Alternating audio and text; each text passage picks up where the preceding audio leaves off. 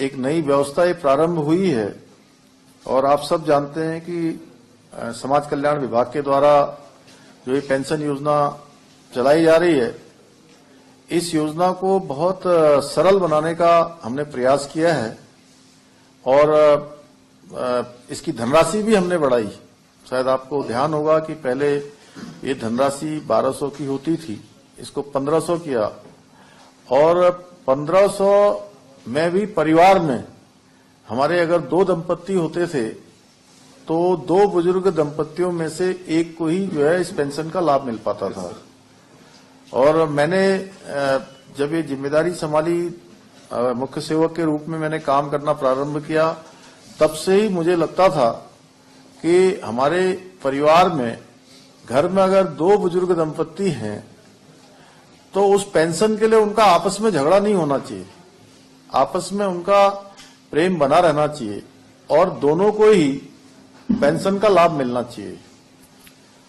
और हमने ये संकल्प लिया था कि दोनों बुजुर्ग दंपत्तियों को हम पेंशन देंगे। आज मुझे खुशी है कि परिवार के अंदर दोनों ही बुजुर्ग दंपत्तियों को पेंशन की व्यवस्था प्रारंभ हो गई है। इसके साथ साथ हमारा जो विभाग है वो हमारे विधवा अवस्था, विकलांग, दिव्यांगजन, उन सभी के लिए, उनकी उन्नति के लिए, उनकी निरंतरता के लिए, उनके उन्नयन के लिए लगातार काम कर रहा है। बहुत सारे अन्य काम भी कर रहा है।